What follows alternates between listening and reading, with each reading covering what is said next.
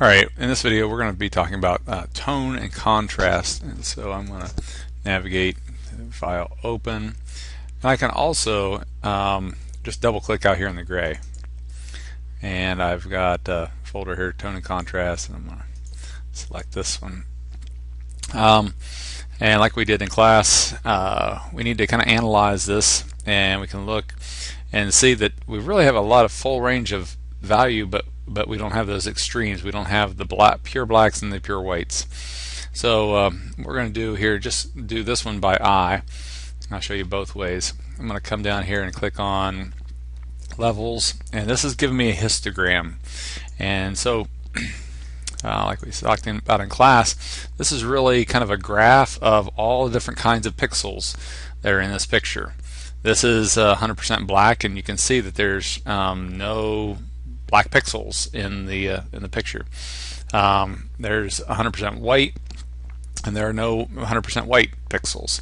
And you can see probably really about 65% gray is about as dark as it goes, and about 25% white is about as light as it goes. So what we're going to need to do is say what was 65% black we want to be pure black. What we'd like to try to do is have this full range from nice deep dark blacks all the way to nice bright whites. Now that's not exactly true. We want to be careful not to maybe go completely at 100%, because if we're just doing this by eye, what I would say is maybe this should be completely black. Really this is a little bit darker, and so then I lose detail in the shadow. So I'm going to show you the mathematical way to do it, and then I'm going to show you, right now I'm going to show you the just kind of method by eye. So we're going to move these sliders over to the taper. And this is the histogram, and you can see there's lots of pixels at about 50% gray. So if I move this right to the beginning of the taper, right as that goes up the mountain, that's usually just a good rule of thumb. And so if this picture is not perfect, it's certainly better than it was. Then that's kind of a guideline, and then in the middle here we can just kind of do this by eye as well. This is just affecting the midtone. So basically what you're doing is you're remapping these pixels. What was 65% gray, we want to make 100% gray. What was 25% gray, we want to be 100% white, or thereabouts. Now if I go too crazy, and you can see if we zoom in a little bit here, this is still maintaining a lot of detail in this in the lace, but if I drag this on over, now I'm blowing out that detail, that's just subtlety, where it was just a 2 or 3% gray, darker gray than what it was. Now I just get a big blob of white, and really the same is true up here in the hair. I still have some detail in the hair, but if I go and drag this beyond the taper, now I just get a big blob. And so maybe you say, well, that looks nice and dark and black, but it really doesn't. So that's the method by eye. Now this one we didn't cover in class is considerably a little bit more detailed, but it's more exact. So what we need to do is go and put a threshold, and what this does, it turns everything into pure black or pure white. So I'm going to zoom out, and what I want to do first of all is find the blackest part on the object. So this is going to kind of tell me what is the blackest area on this image. I just want to keep going, and I don't have to get absolutely perfect, but that's going to tell me right there was probably one of the darkest parts of the whole project. So what I want to do is go to Window and Info, and it's going to tell me some things here too. And I'm going to look right here at the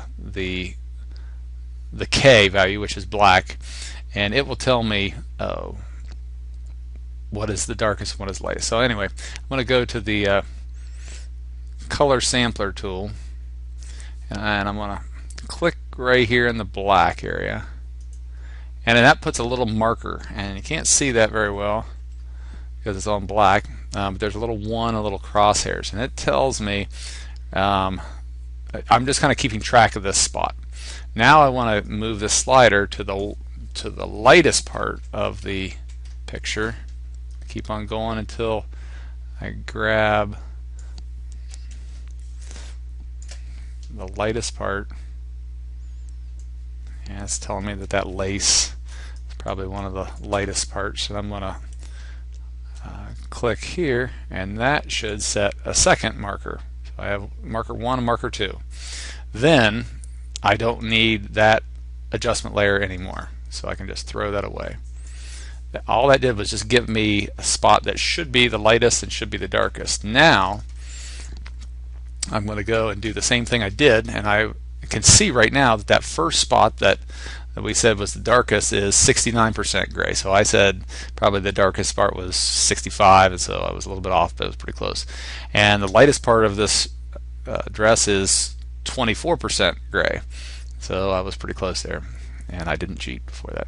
But what I'm going to do is go to levels now, and I'm going to move the slider, and I'm going to watch up here in the info palette until I get really close to 100%. Maybe I'm not going to go, we can stop at about 98 or 95 or 99, and then down to 1 or 2. And so that's really going to do it mathematically. So sometimes your monitor may not represent this image really well. It might be out of calibration, but the numbers aren't based upon the calibration, it's based upon the actual image. And so you're going to have a much more accurate print based upon numbers than you are just by eyeball, because especially the old CRT monitors, they would go out of calibration, well, and LED do as well. And so you might pull up this picture on one monitor and it looks great, and pull it up on another monitor and it looks terrible. I know a lot of times on projectors, then that's way off, and so you would never want to color correct on a projector. So that's the basic way to do a basic value check, especially on a black and white.